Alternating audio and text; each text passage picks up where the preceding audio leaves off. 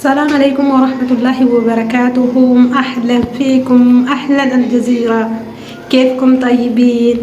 وصلتنا صوتكم سأطولة على المجرم الملك إثيوبيا أبي أحمد، وشفتين احنا مظروفنا صعب، هم أضغط علينا.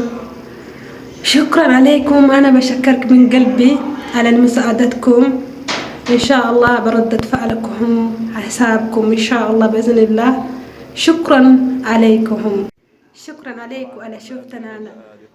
صعب الظروف حقنا، صعب المشاكل الملك مرة زيادة، وشفتنا وتسويلنا قربنا على سبب على مدينتنا، أحلى المدينة في فيني. وشكرا عليكم على شوفتوا ظروف شعبنا تشديد من سبب الملك. ناس مساكين بريئة بدون أي شيء، دخلوهم في السجن بدون أي شيء، قتلوها. على هذا الشيء شفتوها، وريتوا الناس أحلى الصوت. شكرا عليكم، بشكرك من قلبي إن شاء الله على سعادتكم. بشكرك من جدا جدا جدا. احنا مستعدين حتى نرفع هذا المجرم علينا أبي أحمد، ندفع أي ثمن. يعني معانا حق، معانا ظلم، هم ظلمنا كثيرة، بس مكاننا تنتين، يا موت في السجن وهذا الشيء بس، ما عندنا مكان تاني. ده حرمنا من بر البلاد، مسكونا بسبب اثيوبيا. احنا نهرب بسبب ايش؟ بسبب الحمى اثيوبيا. اذا خرجنا من بلاد مسكونا بسبب اسمهم هذا البلاد. المآلات مفتوحة والاحتمالات كثيرة وخطاب نايمون على البلاط، بلاط قديش برد دحين. وقت البارد، وقت البارد بارد، وقت حار حار، يعني ما في اقطار شيء. بسبب ايش؟ يعني لان ما عندهم مسؤولياتهم، عشان كده يعني ما حتى يقدرون يقولون شيء. يعني الشعب الأورومو في السجن في السعودية ينامون على البلاط، أكل ما في، يعني ما عندهم أكل، يأكلون إيش واحد. يتخيلوا قديش الناس، 2 ناس يأكلوا إيش واحد. موية يشربون حق الحمام، وملابس ما في ملابس. واحد دخلهم في السجن خلاص صارت تتقرش، بس عنده يلبسون كيس زبالة. ولهيك سبب يبغى تساعدوني، عندي طلب، هذا طلب واحد بس، أرجوك ساعدوها هذا الناس.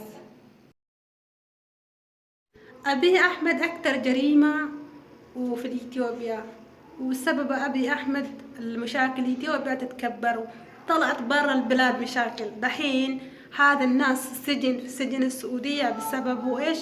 بسبب المالك إثيوبيا أبي أحمد. وهو سوي مشاكل مع كل البلاد، بسبب هو كل البلاد قامت علينا، وإحنا محروبين من البلاد بسببه هو.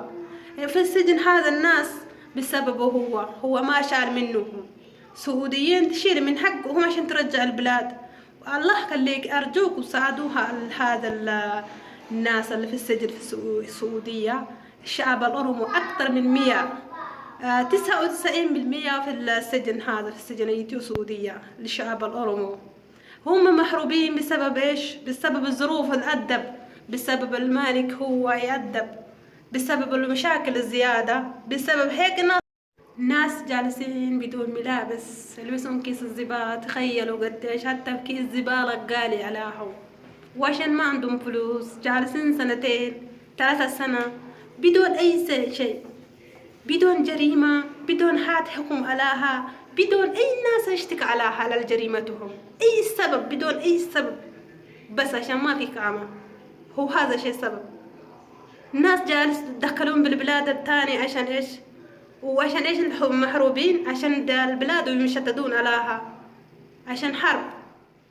وجايين في السعودية جالسون مسكوها يقولون شيل مننا. أبي ما شال. ناس تتأدب بسبب كل يوم ناس يموت في السجن السعودية بسبب بيان إيش؟ من مجلس الأمن بسبب الأبي أحمد، بعد جلسة سبب هو ما ناقشت شال الوضع منهم، هو في سبب إثيوبيا. أكثر شيء مشاكل، ما في شيء معنا هنا في منهم غير الاستوديو مشاكل. اللواء فايز الدويري، أرجوك خبير استراتيجي والعسكري بك حضرة اللواء. لنبدأ بهذه التصريحات من قائد جيش أورومو. حرب نفسية أم قد تكون فيها جانب من الواقعية بالحديث على أن المعارك تحسم قريبا وأصبحنا يعني دخلنا إلى العاصمة؟ أعتقد أن يعني الحديث مبكر، لأنه هذا هو يتحدث تحققوا تقدم، لكن هم على مسافة 380 كيلومتر من أديس أبابا. هذا الهجوم من اتجاه الجنوب. هناك احتمال أن يكون الهجوم من 4 جهات. تجراي من الشمال وهم على بعد 400 إلى 420 كيلومتر. الأورومو من الجنوب على بعد 380 كيلومتر. هناك هجوم باتجاه الشرق لقطع طريق سكة الحديد والطريق الرئيسي الواصل إلى جيبوتي وهم على مقرب 80 كيلومتر منه.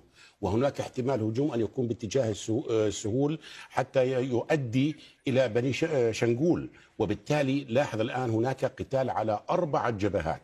لا يزال الحديث مبكر، لكن المآلات مفتوحة والاحتمالات كثيرة. وخطاب المسؤول من الحكومة المركزية، هذا الخطاب أنا أسميه بالخطاب المتشنج، لا يساعد على الوصول. لأنه يعني إلقاء نظرة على هذا الواقع، نحن نتحدث عن بلد 80 عرقية، نتحدث عن بلد فيها 13 عرقية وفيها 10 أقاليم الدستور يمنحها حق الانفصال وليس فقط التمدد أو تنسيق. وهنا نقطة مهمة لواء فايز، عندما نتكلم على كل هذه المجموعات التي تحالفت وأعلن تحالفها في واشنطن، التيغراي، الأورومو، بني شنقول، أوغادين إلى غير ذلك، الطرف الآخر ما الذي يدعمه؟ ما الذي يمكن له عناصر القوة في مواجهة كل هذه المجموعات؟ يعني هذا هو المستغرب من هذا الخطاب. لأنه يعني لو ألقينا نظرة على تحليلية، ما هي السيناريوهات المحتملة؟ هذه تعطينا إجابة على سؤالك. الآن السيناريوهات المحتملة أن تتفوق القوات تيغراي والأورومو من الهجوم من الشمال والجنوب والوصول إلى العاصمة. في هذه الحالة إذا سقطت العاصمة لا يعني أن كل شيء انتهى، سيدخل صراع جديد بين تيغراي وأورومو. الخيار الثاني لمنع سقوطها عليهم أن يستعينوا بأساس فورقي بأريتريا، وإذا تدخلت أريتريا هذه كمان سبق لها وتدخلت وكانت هناك مجازر وجرائم. ما هو الخيار أن يحدث انقلاب عسكري على سبيل المثال، وهناك مؤشرات داخلية قد لا يتحدثوا عنها. هناك عدم توحد، لا أقول انشقاق، عدم توحد في موقف القادة العسكريين من مقاربات أبي أحمد. وبالتالي هل يحدث هناك انقلاب وتتغير الصورة كليا؟ لكن هذا ليس بالحل. الحل الوحيد فقط لا يوجد غيره حسب وجهة نظري، وهو الالتقاء على نقطة متوسطة، أي تقديم تنازلات من الجانبين للحصول على توافقات لا تفضي